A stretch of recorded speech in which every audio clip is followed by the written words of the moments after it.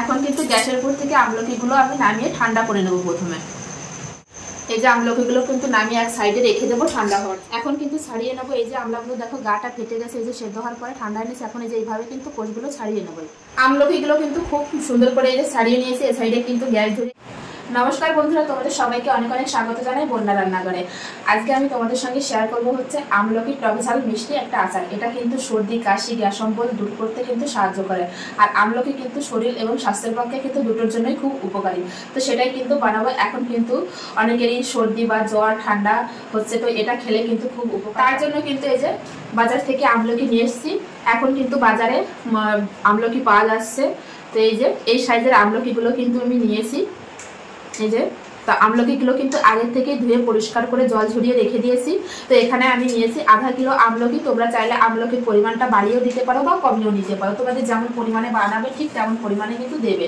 তো আমলকির সাইজটা কিন্তু বেশ ভালো আছে, একদম ছোটও না আর একদম বেশি বড়ও না। তো এই আমলকি দিয়ে কিন্তু আজকের এই আচারটা বানাবো। খেতে কিন্তু খুবই ভালো লাগে বন্ধুরা।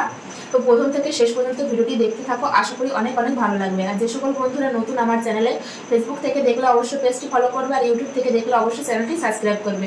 তো প্রথম থেকে শেষ পর্যন্ত দেখো আমি কিভাবে এই আমলকির আচারটা বানাই। খুবই বানানো কিন্তু একদমই সহজ বন্ধুরা, খেতে কিন্তু খুবই ভালো লাগে। গ্যাস ধরিয়ে গ্যাসের উপর কিন্তু এরকম একটা কড়াই বসিয়ে দিয়েছি। এবার কড়াইয়ের উপর দিয়ে দেবো হচ্ছে এই যে এরকম ফুটো ফুটো থালা। তো তোমাদের কাছে যদি থালা না থাকে তোমরা কাপড় বেঁধেও কিন্তু এটা ভাপিয়ে নিতে পারো। তো সরাসরি কিন্তু জলের ভিতর দিয়ে আমলকিগুলো সেদ্ধ করতে যাবে না, তাহলে কিন্তু আচারটা বেশি দিন ভালো থাকবে না। তো এইভাবে এই জলের কড়ার উপর দিয়ে দেবো এরকম ফুটো ফুটো থালা। তার উপরে যে আমলকিগুলো আমি এই যে ধুয়ে পরিষ্কার করে রেখেছি সেই আমলকিগুলো কিন্তু দিয়ে দেবো, দিয়ে কিন্তু ভাপিয়ে নেব। তো এখন আমি ঢাকা দিয়ে দেবো আমলকিগুলো খুব ভালোভাবে। এখন আমি এই ঢাকনাটা খুলে দেখবো যে আমলকিগুলো সেদ্ধ হয়েছে কিনা। তো দেখো কালারটা কিন্তু পুরোপুরি চেঞ্জ হয়ে গেছে।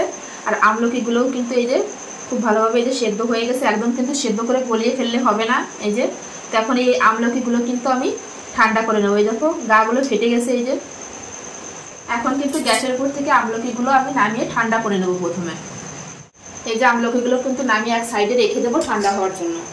আমলকিগুলো কিন্তু ওই সাইডে ঠান্ডা হতে থাকে, এই সাইডে কিন্তু আমলকির জন্য একটা স্পেশাল মশলা বানিয়ে নেব এটা। তো তার জন্য কি কি নিয়েছি, এটা কিন্তু সবার ঘরেই থাকে এই মশলাগুলো। নিয়েছি এখানে কালো সর্ষে আর হলুদ সর্ষে, নিয়েছি মেথি, নিয়েছি গোলমরিচ, আর নিয়েছি গোটা জিরে, গোটা ধনে। এটা কিন্তু সবার বাড়িতেই থাকে কম বেশি বন্ধুরা।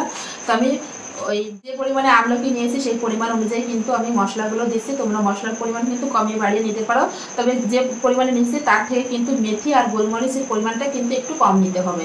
তো এখন আমি কড়াই বসিয়ে দিয়েছি গ্যাসের উপর। কড়াই গরম হয়ে গেছে। এখন আমি এই মশলাগুলো দিয়ে দেবো। যেগুলো দিয়ে কিন্তু শুকনো খোলায় ভেজে নেব হালকা করে। মশলা কিন্তু এই যে চরবার করে ফুটতে শুরু করে দিয়েছে। এখন কিন্তু গ্যাস বন্ধ করে দেবো, দিয়ে কিন্তু একটা প্লেটে ঢেলে নেব।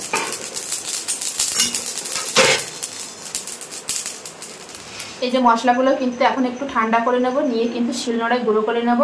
একদম মিহি করে গুঁড়ো করবো না, একটু দানা দানা ভাব থাকবে, তবেই কিন্তু আচারটা খেতে ভালো লাগবে। তো ঠান্ডা হওয়ার পরে গুঁড়ো করে নিয়ে ফিরে আসছি। মশলাগুলো কিন্তু আমি গুঁড়ো করে নিয়ে চলে এসেছি। এই দেখো এরকমভাবে ঠিক গুঁড়ো করেছি, একদম কিন্তু মিহি করে নিয়ে একটু দানা দানা ভাব আছে। তো মশলাগুলো রেখে দেবো। রেখে যে আমলাগুলো ঠান্ডা করতে দিয়েছিলাম, এই যে আমলাগুলো কিন্তু ঠান্ডা হয়ে গেছে। এখন কিন্তু ছাড়িয়ে নেবো। এই যে আমলাগুলো দেখো গাটা ফেটে গেছে, এই যে সেদ্ধ হওয়ার পরে ঠান্ডা এনেছে। এখন এই যে এইভাবে কিন্তু কোষগুলো ছাড়িয়ে নেবো, যেহেতু ছোটো আমলা এগুলো। তো এই যে এইভাবে দিলেই কিন্তু কোষগুলো ছেড়ে যাবে। এই যে মাঝখান থেকে কিন্তু এরকম চাপ দিলেই কিন্তু এই যে আমলাগুলো গাগুলো ফেটে ফেটে রয়েছে, এই দেখো এই যে কোষগুলো কিন্তু ছেড়ে যাবে ঠিক এইভাবে। যেহেতু আমলাগুলো ছোটো তার জন্য কিন্তু দেখতে এরকম লাগছে। তোমরা যদি একটু বড় আমলা নাও তাহলে কিন্তু আরও বেশি ভালো লাগবে দেখতে। এই যে এভাবে কিন্তু সব কোষগুলো আমি ছাড়িয়ে নেবো। আর ভিতরের যে বিচিটা এটা কিন্তু নেবো না, এটা ফেলে দেবো। আমলকিগুলো কিন্তু খুব সুন্দর করে এই যে ছাড়িয়ে নিয়েছি। এই সাইডে কিন্তু গ্যাস ধরিয়ে গ্যাসের উপর কড়াই বসিয়ে দিয়েছি।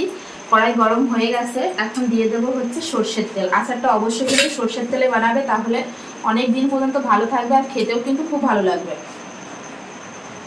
তেল কিন্তু গরম হয়ে গেছে। এখন আমি দিয়ে দেবো হচ্ছে হিং ফোড়নে। হিং দিলে কিন্তু টেস্টটা খুব ভালো আসে। তো হিং দিয়ে দিয়েছি, আর কিছুই দেবো না। এবার সরাসরি দিয়ে এই যে আমলকিগুলো কিন্তু ছাড়িয়ে রেখেছিলাম, এখন আমলকিগুলো দিয়ে দেবো তেলের উপরে।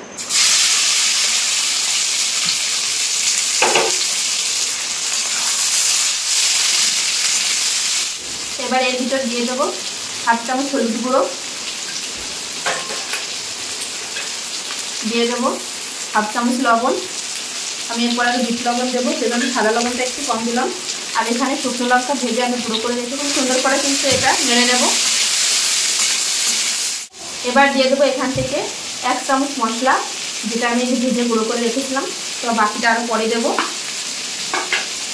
সব মশলা দিয়ে কিন্তু একটু ভাজা ভাজা করে নিয়েছি। এখন আমি দিয়ে দেবো হচ্ছে আখের গুড়। তোমরা চাইলে চিনি দিয়েও করতে পারো, তবে আখ দিয়ে করলে বেশি ভালো হয়, শরীরের পক্ষেও কিন্তু খুব ভালো। যদি চিনি দিয়ে করো তাহলে কিন্তু চিনিটা একটু গুঁড়ো করে নেবে। তো আমি এখানে আখের গুড় নিয়েছি, দিয়ে দেবো। গুড় দিয়ে এবার খুব সুন্দর করে কিন্তু মিশিয়ে নেব। গুড় দেওয়ার পরে কিন্তু আমি এই যে গুড়ের ভিতরে কিন্তু টক দিয়ে দেখো ফুটছে, এইভাবে আমি কিছুক্ষণ ফুটিয়ে নেব। কিছুক্ষণ কিন্তু ফুটিয়ে নিয়েছি। এবার আমি দিয়ে দেবো হাফ চামচ বিট লবণ। যেহেতু আমলকির আচার লবণটা একটু বেশি হলেও কোনো ক্ষতি নেই, আর ভালো লাগবে খেতে। এবার আমি দিয়ে দেবো হচ্ছে যে ভাজা মশলা আমি গুঁড়ো করে রেখেছিলাম, এখান থেকে 2 চামচ ভাজা মশলা দিয়ে দেবো। এবার খুব সুন্দর করে কিন্তু মিশিয়ে নেব। আমলকিগুলো কিন্তু একদম গলে যায়নি, দেখো গোটা গোটায় আছে কিন্তু আমলকিগুলো, এই যে। তো আরেকটু জাল করে নেব। আমলকির আচার কিন্তু একদম রেডি। দেখো কালারটা কত সুন্দর এসেছে বন্ধুরা, এই যে। অনেকে আছে আমলকি খেতে চায় না, তবে এইভাবে আচার বানালে বুঝতেই পারবে না যে আমলকির আচার খাচ্ছি না কি। এত সুন্দর লাগে খেতে বন্ধুরা। এটা তোমরা রুটির সঙ্গে কিন্তু খেতে পারো, খুবই ভালো লাগে। আমলকির আচার কিন্তু একদম রেডি। তো এখন একটু মনে হচ্ছে ঝোল ঝোল, কিন্তু নামানোর পর অনেকটাই টেনে যাবে। তো এভাবে নামিয়ে দেবো। এখন গ্যাসটা বন্ধ করে দিয়ে আমি নামিয়ে দেবো। একটা প্লেটে ঢেলে নেব।